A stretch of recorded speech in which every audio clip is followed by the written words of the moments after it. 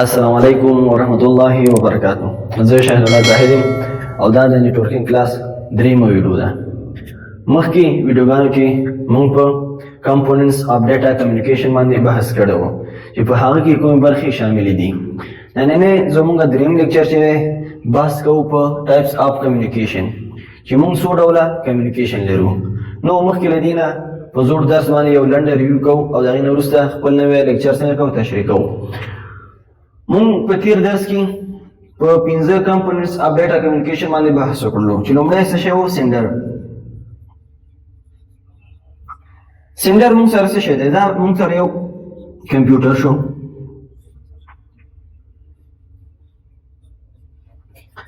سینډر خپله مونږ سره یو کمپیوټر شو. بل برخه چې څه شی و؟ ریسیور. ریسیور شنو. اوس دلته سینډر ډیټا لیږي او ریسیور یې څنګه کوي؟ اکسپټ کوي. بله کومه برخه چې هغه څه شی و؟ میسیج.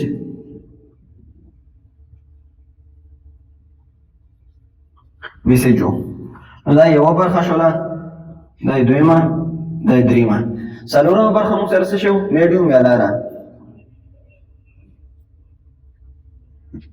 میډیوم هغه کومه لاره چې دغه ډیټا پرې څنګه کېږي؟ د سینډر نه ریسیور ته پرې ځي. او پنځم موږ سره څه شی و؟ پروټوکول.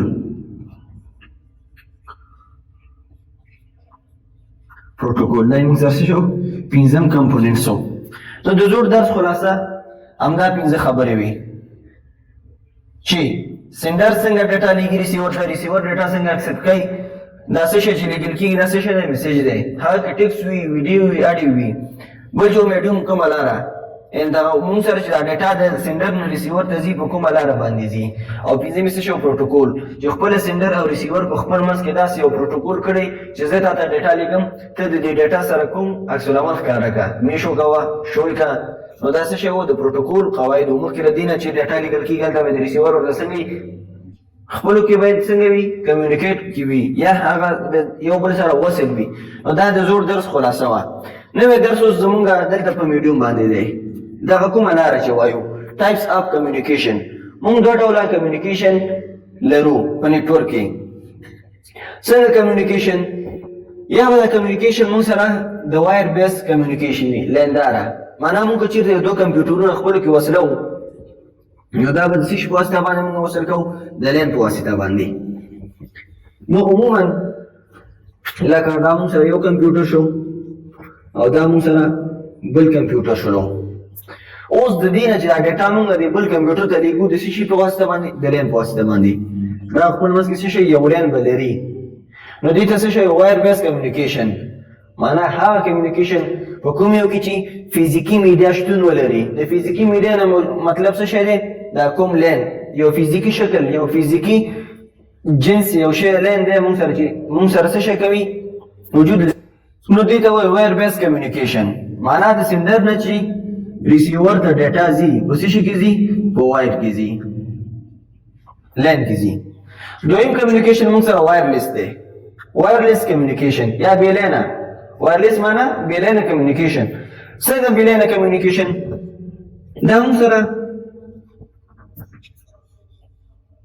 سره یو کمپیوټر شو، دا مونږ سره بل کمپیوټر شو. اوس دا مونږ سره سینډر دی، دا ریسیور دی. دا چې ډیټا د بل کمپیوټر ته لیږي د څه شي په واسطه باندې؟ وایرلیس بې لینه. معنا د سیګنل په شکل یا د څپو په شکل یې ډیټا څنګه کوي؟ هغې ته لیږي. نو دا چې هغې ته ډیټا لیږي د څپو په شکل باندې، دا څپو په شکل باندې ډیټا څنګه کېږي؟ اکسپټ کېږي. د سینډر نه سینډ کېږي او ریسیور یې څه شی کوي؟ اکسپټ کوي. نو موږ سره دوه ټایپس کمیونیکیشن دی، یو وایر او بل چې دی وایرلیس. ښه اوس راځو د یو ښه کمیونیکیشن پراپرټیز یا خصوصیات وایو چې څنګه کولی شو چې موږ د سینډر او ریسیور ترمنځ دا کمیونیکیشن څنګه کو برقرار وساتو خو په یو ښه شکل سره. نو دا موږ سره درې مشهوري پراپرټیز لري چې اول چې دی ډیلیوري. ډیلیوري پښتو معنا څه شی دی؟ انتقال.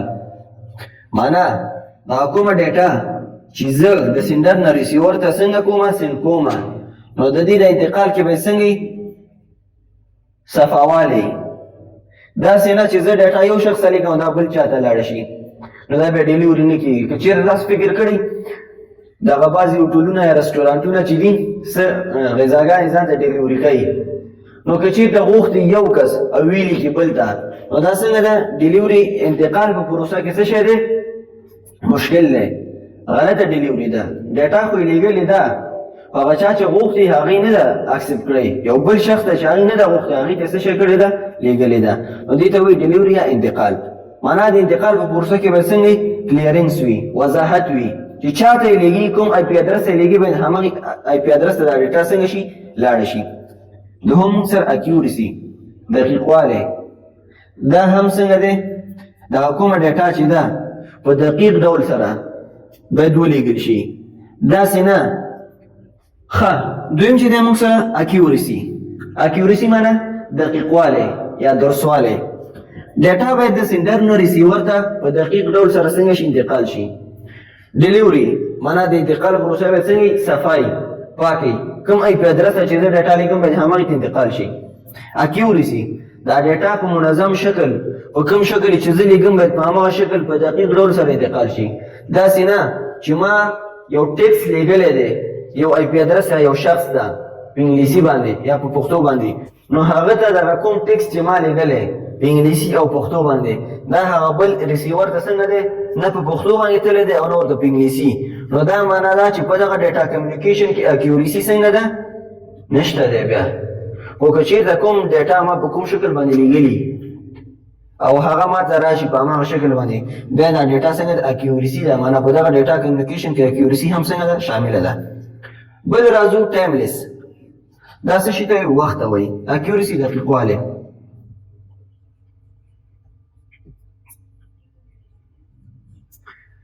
ټایملیس وخت. ښه دریم چې دی موږ سره ټایملیس عموما څه شي ته وایي وخت ته وایي. معنا دغه کومه ډیټا چې زه د دې سینډر نه ریسیور ته لیږم دا باید بغیر د کوم خنډ یا معنی نه څنګه شي په دقیق ډول باندې انتقال شي ریسیور ته. داسې نه چې زه ډیټا لیږم اوس خو دا چې دی مثال اوس نه رسیږي یو ساعت وروسته دا ورته رسیږي آیا دا ډیټا کمیونیکیشن دی؟ او ډیټا کمیونیکیشن خو دی خو غلط ډیټا کمیونیکیشن دی. دغه کومه پراپرټیز یا خصوصیات چې پکې دي دا ټایملیس دا پکې څنګه دی نشته دی.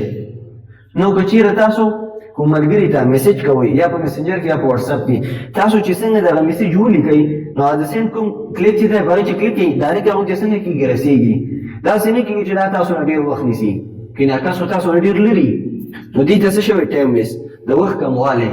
څنګه کولی شو چې موږ په دقیق ډول سره په تیز سرعت سره دغه ټیکس یا دغه کوم میسج چې دی د سینډر نه ریسیور ته انتقال کړو. نو نننی بحث په همدې خبرو باندې ملګرو چې اول څه شو ټایپس اف کمیونیکیشن. موږ عموما په نیټورک کې دوه ډوله کمیونیکیشن لرو یا به دا کمیونیکیشن موږ سره د لین په شکل وي او یا موږ سره د وای فای د لارې وي. نو بیا دا خپله چې دی پراپرټیز اف کمیونیکیشن کې څه شی دی درې خبرې ډېرې مهمې دي.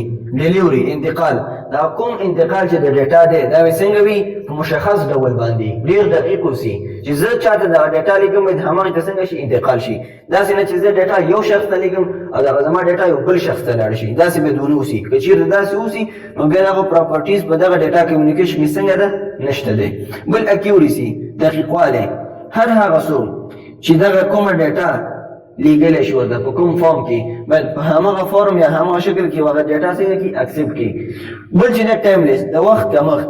څنګه کولی شو چې یو ډیټا موږ یو شخص ته په ډېر کم وخت کې ولیږو نو دې ته څه شوی ټایملیس او کوم معنی یا خنډ ورته څنګه په لاره کې نه وي نو دا پراپرټیز اف ګډ کمیونیکیشن وي. اوس دغه د وایر بیس کمیونیکیشن او وایرلیس کمیونیکیشن دوی چې دی دا کمیونیکیشن د څه شي د لارې کوي.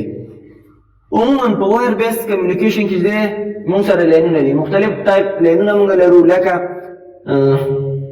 ټویسټډ پیر کیبل شو کوکزل کیبل شو او داسې فایبر اپټیک کیبل شو او داسې نور کیبلونه هم شته چې د دې په واسطه باندې وایر بیس کمیونیکیشن څنګه کېږي صورت نیسي.